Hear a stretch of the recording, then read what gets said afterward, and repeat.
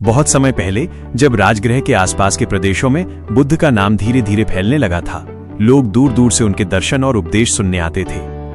बुद्ध जहां भी जाते वहां शांति की अनुभूति कराते, परंतु हर व्यक्ति ज्ञान लेने नहीं आता था। कुछ लोग परीक्षण करने, वाद विवाद करने और कभी कभी उनकी शिक्षाओं को गलत साबित करने की नीयत से भी आते थे। वसंत का अहंकार। इसी समय की बात है, एक नगर में वसंत नाम का एक युवा रहता था। वसंत बुद्ध के उपदेशों के बारे में बहुत सुन चुका था, पर वो स्वयं को अत्यधिक बुद्धिमान समझता था। उसे लगता था कि जो बातें बुद्ध कहते हैं वे तो जीवन की साधारण बातें हैं, मैं भी लोगों को समझा सकता हूँ। उसने निश्चय किया कि वो बुद्ध के सामने जाकर कुछ कठिन प्रश्न पूछेगा और सिद्ध करेगा कि बुद्ध भी उसके तर्कों के सामने टिक नहीं पाएंगे। बुद्ध से भेंट। कुछ ही दिनों बाद उसे ये समाचार मिला कि बुद्ध उसके नगर के पास स्थित एक उपवन में ठहरे हैं। वसंत बिना समय गंवाए वहां पहुंच गया। जब वो पहुंचा तो उसने देखा कि लोग वृक्षों की छाया में शांत बैठे हैं और बुद्ध बिना किसी ऊंचे मंच के साधारण आसन पर बैठे हुए सभी के प्रश्नों का उत्तर दे रहे हैं। उनका स्वर मधुर था और चेहरे पर ऐसी शांति थी जैसे पूर्णिमा की रात में चमकता चंद्रमा। वसंत बैठ गया, पर उसका मन बेचैन था। उसके भीतर अहंकार का एक दीप जल रहा था। मैं प्रश्न पूछूंगा, मैं तर्क करूंगा और मैं बुद्ध को निरुत्तर कर दूंगा। कुछ देर बाद सभा समाप्त हुई। लोग बुद्ध के चरण स्पर्श कर लौट रहे थे। वसंत ने मौका देखकर कहा, हे बुद्ध, क्या आप मेरे कुछ प्रश्नों का उत्तर देंगे? बुद्ध ने शांत मुस्कान के साथ कहा, अवश्य, पर पहले बताओ तुम प्रश्न ज्ञान पाने के लिए पूछोगे या ज्ञान को चुनौती देने के लिए? वसंत ठहरा नहीं। उसने कहा, ज्ञान पाने के लिए, पर यदि ज्ञान अधूरा हो तो मैं उसे चुनौती जरूर दूंगा। बुद्ध ने उसकी आंखों में देखा। वहां प्रश्न कम, अलग दिखने की चाह ज्यादा थी। फिर भी बुद्ध बोले, पूछो। संवाद, प्रश्न और उत्तर। वसंत, यदि संसार अनित्य है तो लोग स्थायी सुख क्यों ढूंढते हैं? बुद्ध, क्योंकि मन ये नहीं जानता कि परिवर्तन ही स्थिरता है। जैसे नदी का जल बहते रहना ही उसकी पहचान है। रुक जाए तो वो नदी नहीं रह जाती।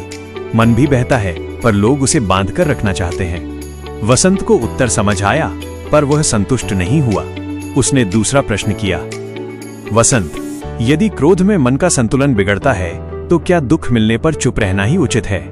बुद्ध, क्रोध आग है और आग किसी को नहीं छोड़ती। पहले जिस हृदय में जलती है उसी को जलाती है। दुख में चुप रहना कमजोरी नहीं, संतुलन है।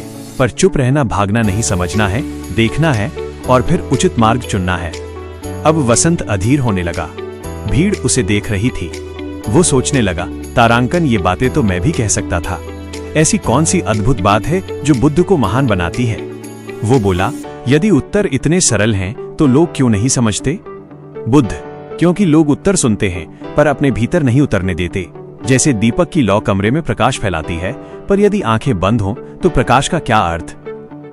मौन और दीपक का रहस्य। वसंत चुप हो गया। फिर भी उसके मन में एक और प्रश्न उठ रहा था, हे बुद्ध, यदि जीवन में इतना दुख है, हानि, बिछड़ना, असफलता, तो हम कैसे मुस्कुरा सकते हैं? मौन रहकर क्या सबका समाधान मिलता है? बुद्ध ने उसे अपने साथ चलने को कहा। वे उपवन के पीछे स्थित एक छोटी कुटिया की ओर गए। वहां एक वृद्ध स्त्री बैठी थी जिसकी आंखों में करुणा थी, पर चेहरा शांत था। बुद्ध ने वसंत को संकेत दिया कि वह ध्यान से उस स्त्री को देखे।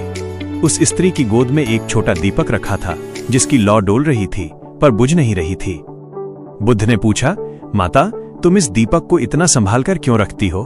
वृद्ध स्त्री बोली, प्रभु, इस दीपक की लौ मेरे पुत्र के स्मृति चिन्ह रूप है। वो युद्ध में मारा गया। जब भी ये दीपक जलता है मैं उसे अपने पास महसूस करती हूँ। यदि मैं रोते रोते इसे बुझा दूं तो अंधेरा और बढ़ जाएगा। इसलिए मैंने दुख को रोशनी में बदलने का मार्ग चुना है। वसंत स्तब्ध रह गया। उसे समझ आ रहा था, दुख होना समस्या नहीं, दुख में डूब जाना समस्या है। बुद्ध ने कहा, देखो वसंत, ये माता मौन है, पर उसका मौन शून्य नहीं, अर्थपूर्ण है। उसने दुख को दीपक बना दिया। मौन का अर्थ भागना नहीं, बल्कि अपने भीतर की आवाज को सुनना है। मौन वह पुल है जो हृदय को बुद्धि से जोड़ता है। जब व्यक्ति मौन के भीतर प्रकाश ढूंढ लेता है तो कोई प्रश्न कठिन नहीं रहता।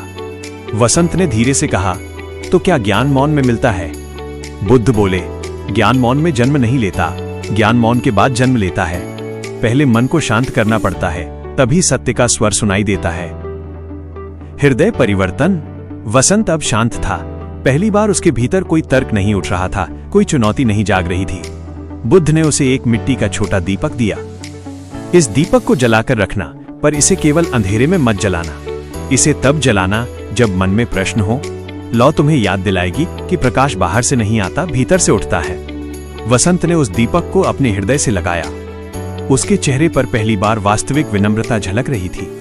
उसने बुद्ध के चरण स्पर्श किए और बोला, प्रभु, आज मैं समझ गया, कुछ बातें शब्दों से नहीं, अनुभव से सीखी जाती हैं। मौन का दीपक ही अंधकार भगाता है। कहानी का संदेश: मौन भागना नहीं, मन को दिशा देना है। दुख को रोशनी में बदलना ही बुद्धि है। ज्ञान प्रश्न पूछने से नहीं, उत्तर को भीतर उतारने से मिलता है।